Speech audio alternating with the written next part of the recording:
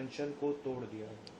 तो आप इस सरकार का दोगला चरित्र देखिए कि कल 55 सांसदों का हस्ताक्षर करा के और एक डेलीगेशन जब मिलने उनसे गया था सांसदों का, तो वहां नहीं मिलने दिया मोदी जी की सरकार ने। और आज मंत्री गए मिलने, कोई बात नहीं, क्योंकि सबको उनके स्वास्थ्य की चिंता थी, सबकी अपील थी कि वो अपना अनशन खत्म करें। उनका जीवन इस देश के लिए अमूल्य है, लेकिन जो आंदोलन के मुद्दे हैं, इस देश के करोड़ों युवाओं के मुद्दे हैं, उस मुद्दे का क्या हुआ? मुसद्दा तो मिल गया नरेंद्र मोदी जी को, कह रहे हैं हमें मुसद्दा मिल गया, मेरे ख्याल से वो मसौदा कहना चाह रहे होंगे।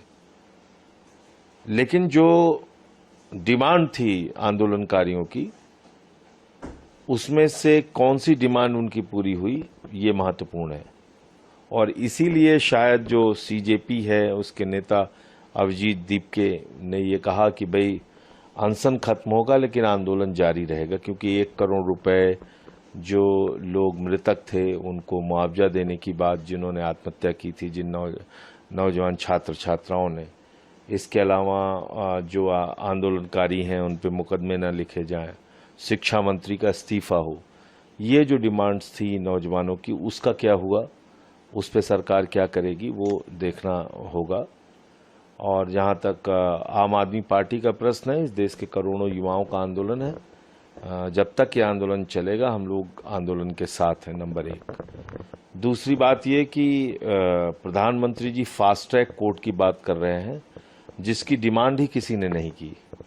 फास्ट ट्रैक कोर्ट की असलियत ये है कि इस देश में बलात्कार के मामलों से लेकर एसिड विक्टिम के मामलों से लेकर तमाम चीज़ों में फास्ट ट्रैक कोर्ट बनाने का प्रावधान है।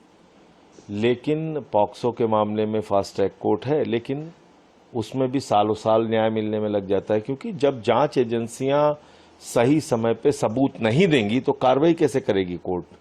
और खुद नीट के पेपर लीक में मोदी जी के अधीन आने वाली सीबीआई ने 2024 में 90 दिन तक चार्जशीट दाखिल नहीं की, इस आधार पर पेपर चोरों को बेल मिल गई। अब आज की बात हम कर लेते हैं, जब प्रधानमंत्री फास्ट ट्रैक कोर्ट बनाने की बात कर रहे हैं, उस समय सीबीआई ने संजीव मुखिया के बारे में लिख के दिया कि 2026 नीट पेपर लीक में उनके खिलाफ कोई सबूत नहीं है। तो जब आपकी सीबीआई सबूत ही नहीं देगी तो फास्ट ट्रैक कोर्ट क्या कर लेगा भाई?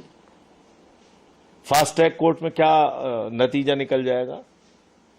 इसलिए ये फास्ट ट्रैक कोर्ट की बात तो बड़ी हास्यास्पद है और कहीं ना कहीं ये आंदोलन को भटकाने की कोशिश है। सर, प्रधानमंत्री ने एक वीडियो संदेश जारी करते हुए, मैं उसी वीडियो संदेश की ही बात कर रहा हूं जो उन्होंने जारी करके बोला है कि हम फास्ट ट्रैक कोर्ट बनाएंगे और ये करेंगे वो करेंगे। ऐसी तो कोई डिमांड छात्रों की थी नहीं। साथ ही उन्होंने लेकिन एक ट्वीट और करते हुए साथ में कहा कि सोनम जी से वह आग्रह करते हैं कि डॉक्टरों की सलाह के अनुसार अपनी दिनचर्या रखें, जल्द से जल्द अपना पुराना वजन वापस करें, और वो कह रहे हैं कि मैं ईश्वर से प्रार्थना करता हूं कि सोनम जी स्वस्थ रहें। देखिए ऐसा है, हुजूर आते आते बहुत देर कर दी।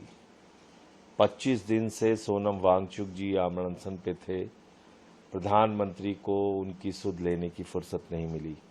पूरी दुनिया की सैर उन्होंने की, मेलोडी चॉकलेट उन्होंने खाई, लेकिन एक व्यक्ति अपना जीवन दांव पे लगा के